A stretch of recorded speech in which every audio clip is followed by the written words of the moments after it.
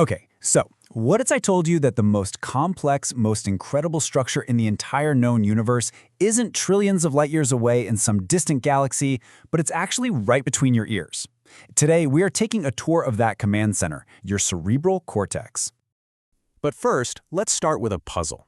Think about the last time you ran into a friend. You see their face, you hear their voice, maybe you feel a handshake, right? Those are three totally separate things: light, sound, and touch.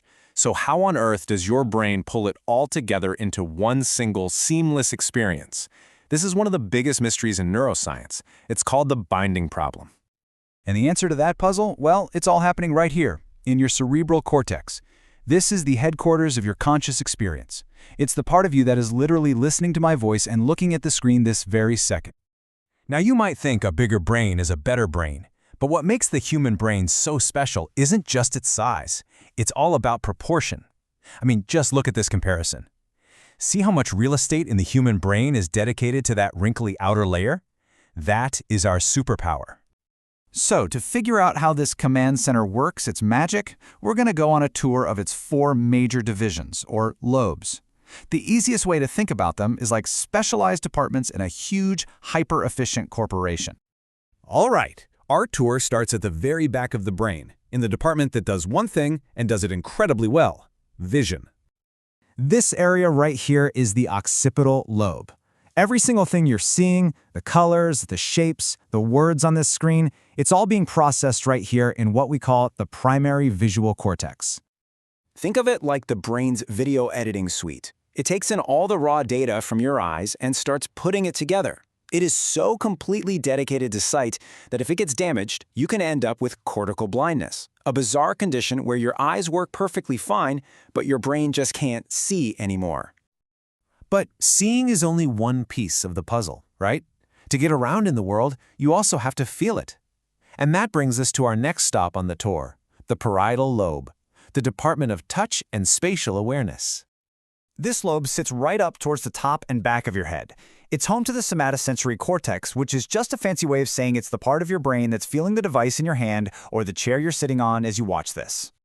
But it does way more than just feel things. It's processing every little sensation of touch and pressure and where your body is, and it's using all that data to build this incredible, constantly updating 3D map of your body and the world around you. It's like your own personal GPS. In this brain map, it leads to one of the weirdest, coolest images in all of neuroscience, the homunculus. Now, this is not what you look like, obviously, but it is what you look like to your brain. See how huge the hands and lips are?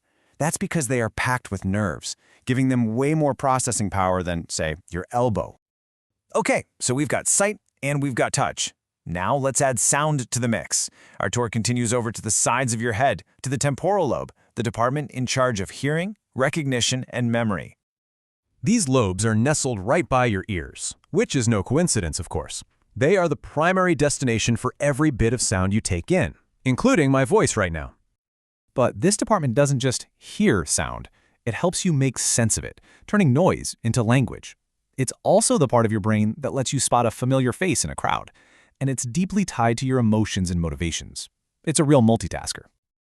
And that brings us to our final stop on the tour, and honestly, the most uniquely human part of the brain, the frontal lobe. This isn't just another department. No, this is the C-suite, the executive office. The frontal lobe basically has 2 big divisions. Towards the back, you've got the motor cortex. That's the doing part that controls all your voluntary movements. But up at the very front, you've got the prefrontal cortex. That's the thinking part. It's the part that planned and made decisions. It's where your personality lives. So we visited the 4 main departments: vision, touch and space, hearing and memory, and the big boss in the executive suite, which brings us right back to where we started. How do all these separate departments work together to create your single, unified reality? This is the binding problem. How does your brain link the sight of a car, which is handled by your occipital lobe, with the sound of its horn, handled by your temporal lobe, so you experience one single event, a car honking at you? So, how does the brain pull this off? The leading theory is actually incredibly elegant. It's all about timing. As your vision department is processing the car and your hearing department is processing the horn, the brain gets the neurons in both areas to fire at the exact same time. in perfect rhythm. That synchronized firing is what binds the sight and the sound together. It's like a neural drumbeat, creating one seamless experience. And the part of the brain that's conducting this whole orchestra, the part that allows you to think about all this, to plan and to decide, well, that's the executive suite we just talked about, the prefrontal cortex. I mean, this image really says it all. Look at the brains of the other animals here. Now look at the human brain.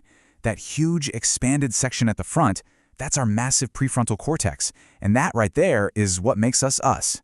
So what's on this CEO's daily to-do list? Oh, just managing your working memory so you can keep thoughts in your head, planning for the future, weighing consequences, directing your attention, telling you not to eat that second piece of cake, and regulating your emotions. No big deal.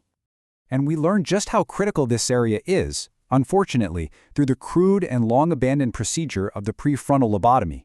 By severing connections in this region, it became tragically clear what gets lost without it: the ability to plan, the richness of emotion, and our social inhibitions, starkly highlighting its central role in defining our very personality.